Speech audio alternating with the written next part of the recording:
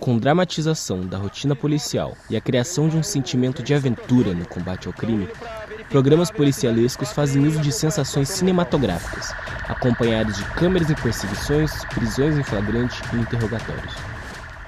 Nesses programas e reportagens, os quais estão se tornando cada vez mais comuns, as barreiras do razoável são ultrapassadas e, muito além do registro de apreensão, são registrados momentos de pura exposição dos suspeitos, que além de passarem por inquisições vexatórias, têm momentos de humilhação registrados em programas para audiências se divertirem pensando: esse bandido merece passar por isso. Por exemplo, esse menino, de 19 anos, preso em flagrante por tráfico de drogas, que chora inconsolavelmente enquanto é detido. Eu não preciso de cadeia, eu preciso de uma oportunidade. Eu tô passando um momento muito difícil da minha vida. Roubaram umas drogas aí, a corda sempre estoura pro lado mais fraco, senhor. Eu tô tendo um problema com droga. Os policiais, como os justiceiros, decidem ensinar uma lição ao rapaz. Você vai ter que pagar o que você está fazendo hoje. Minha mãe, tô perdendo minha família. Isso não leva ninguém a nada não, pô. Isso só prejudica. Não é... Nessa outra situação, o suspeito, quando a caminho da viatura para a delegacia, tem sua despedida da esposa, grávida, registrada integralmente pelo programa. O apresentador, com um tom de voz semelhante a narrador de um filme, enuncia a história. A esposa chega para se despedir do segurança da boca de fumo. Você sabe, mano, faltando as coisas em casa, o armário vazio, mano, você sabe disso. Como se não bastasse, a despedida do filho ao pai preso também é filmada e narrada. O filho do rapaz também se emociona ao ver o pai sendo preso. O papai vai vir, tá? O pai promete, tá? Não vai machucar ele não, tá bom? Infelizmente a gente vê essa cena aí, é triste, mas a gente tem que fazer o que tem que ser feito, né? Acho que a partir desses exemplos torna-se claro como esses operadores da mídia acabam usando da vida dos detidos como um entretenimento para suas audiências. Algo que a sociedade do espetáculo em que vivemos as força a fazer, né? Se aproveitando do sensacionalismo para conseguir visualizações e cliques o suficiente para que eles se mantenham no mercado. Entretanto, nessa busca imparável por visualizações, essas emissoras acabam esquecendo que é a vida das pessoas que está sendo transformada em produto e televisionada para milhões assistirem. Esse processo é uma violação de diversos direitos da personalidade, isso é, direitos inerentes à integridade física, moral e psíquica das pessoas, estando previstos nos artigos 11 ao 21 do Código Civil Brasileiro. É importante destacar, todavia, que os direitos da personalidade não devem ser confundidos com os direitos fundamentais previstos na Constituição. Isso porque os direitos fundamentais estão mais relacionados com o direito público, isso é, a relação do Estado com o indivíduo. Já os direitos da personalidade são mais característicos de relações privadas. Por isso, eles constam no Código Civil, que trata de relações entre indivíduos. Tendo isso visto, é imperativo afirmar que nem todos os direitos fundamentais são direitos da personalidade. Entretanto, todos os direitos da personalidade são direitos fundamentais.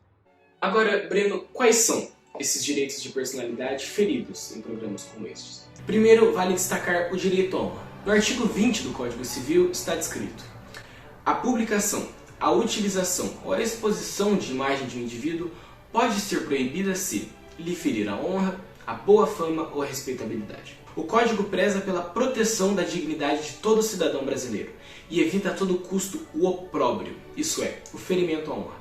Honra esta que se define como princípio da conduta virtuosa, para usufruto da boa fama e bom conceito na sociedade. Agora, como se não bastasse a desonra de estar sendo preso, o indivíduo precisa lidar com a certeza que todo o processo de prisão está sendo registrado em TV aberta, tornando o processo exponencialmente mais vexatório. Além disso, ele precisa lidar com a possibilidade de um ente querido, um parente, um amigo, poder estar assistindo aquilo. A desonra ela não fica apenas restrita ao detido, mas todos aqueles que estão próximos a ele.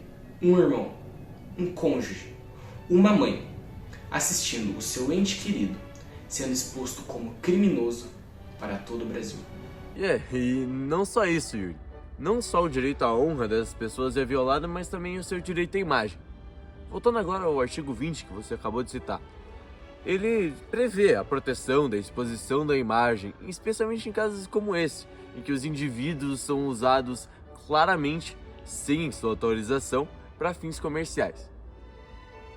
Entretanto, tem uma parte desse artigo que me chama bastante atenção. O fato de que esse direito só pode ser feito através de requerimento, ou seja, você teria que pedir para que eles retirem a sua imagem do programa. Isso, para mim, só acaba demonstrando o quão desconectado com a realidade o nosso Código Civil realmente é, já que essa pessoa que está sendo exposta no programa teria que ter algum tipo de conhecimento jurídico ou um advogado à disposição para que ele pudesse requerer a proteção da sua imagem. Agora eu faço a pergunta para vocês: como que essa pessoa conseguiria fazer isso dentro da cadeia? Ou algo mais, como que ela ficaria sabendo onde essa imagem está sendo transmitida, né? Já que tem dezenas de canais, alguns deles que nem são abertos ao público. Como que essas pessoas que estão presas, ou até os seus familiares, conseguiriam ter acesso à informação certinha, onde ela está sendo transmitida, para que eles pudessem fazer esse requerimento?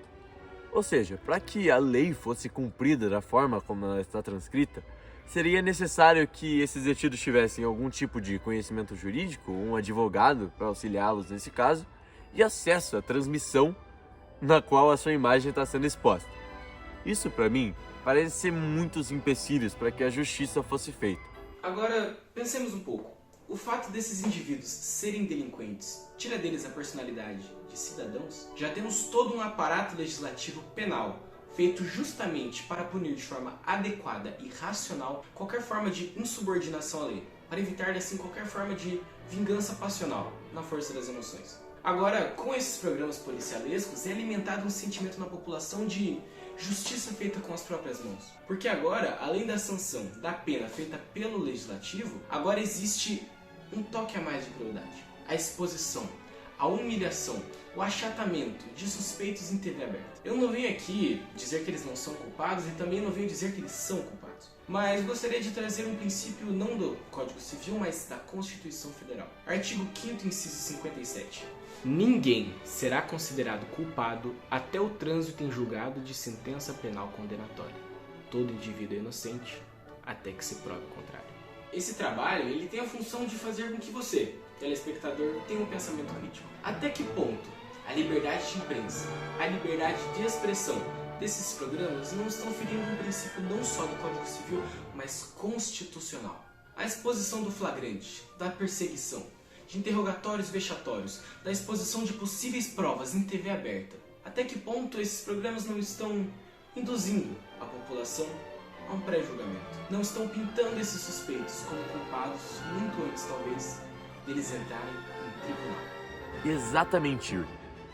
Não é que nós estamos dizendo que a mídia não deve noticiar os ocorridos.